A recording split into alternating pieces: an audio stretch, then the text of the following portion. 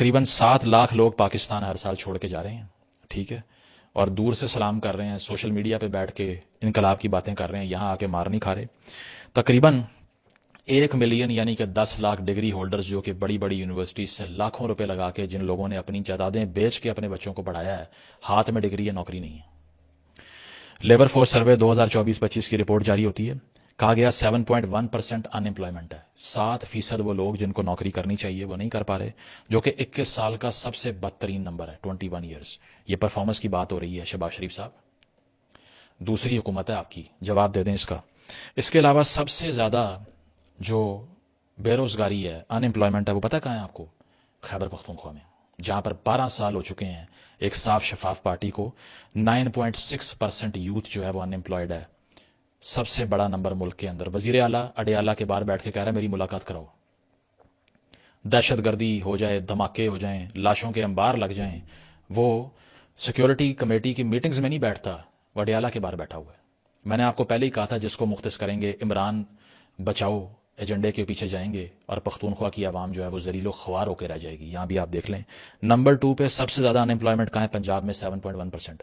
یہ وہ صوبہ ہے جس کی ترقی کے دعوے پوری دنیا میں کیے جا رہے ہیں، ریلز بنائی جا رہی ہیں کہ گلبرگ سے لے کے ڈی ایچ اے جاؤ سگنل نہیں آتا، 50 ارب روپے ہم نے لگا دیا، تالیاں بجاؤ ہمارے لیے۔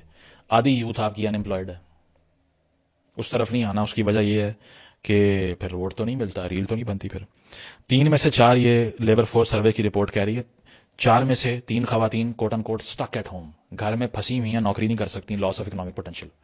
مسوجنس مردوں کو مبارکباد جو کہ دن رات یہ ڈھنڈورا پیٹتے ہیں کہ عورت باہر نظر نہ آئے، تمہارے بھوکے مرنے کو تمہارے مقدر کے طور پہ لکھ دیا گیا ہے، کیونکہ تم پاکستان کی آدھی آبادی کو جیل سیل میں بند کر چکے ہو اور ان کو کنزیومر میں کنورٹ کر دیا، پروڈیوسر میں نہیں۔ پروڈکشن صرف بچوں کی کرواتے ہو جس سے غربت اور بڑھتی ہے۔ تو جناب یہ ہے پاکستان کا اکنامک فریم ورک۔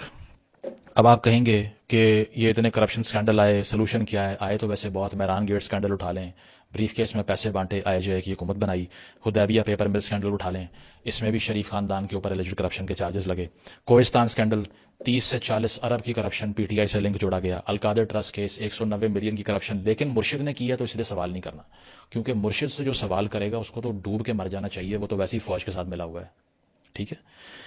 تو شوگر مافیا اپنی جگہ پہ، یہ سب کچھ اپنی جگہ پہ۔ سلوشن کیا ہے جناب؟ ان لوگوں نے آڈٹ کرنے ہیں، ان لوگوں نے آپ کو اور مجھے کرپشن سے بچانا ہے، جو کہ خود بینیفیشری ہیں اس سارے کام کے۔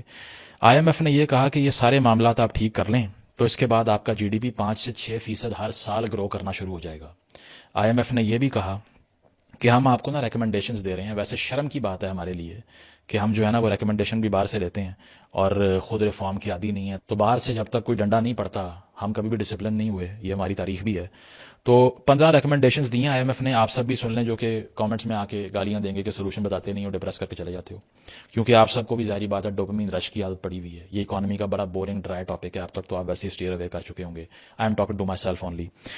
تو آئی ایم ایف کہتا ہے انہینس ٹرانسپیرنسی آن انویسٹمنٹس، جو انویسٹمنٹس آپ کر رہے ہیں اس میں ٹرانسپیرنسی کو بڑھائیں، make a database of federal business regulations, S C C P کو ذرا چلا بھی لیں، صرف بورڈ لگا کے زمینیں خرید کے اندر بیٹھے ہوتے ہیں۔ تو سیکیورٹی اور ایکسچینج کمیشن آف پاکستان کا کچھ کریں،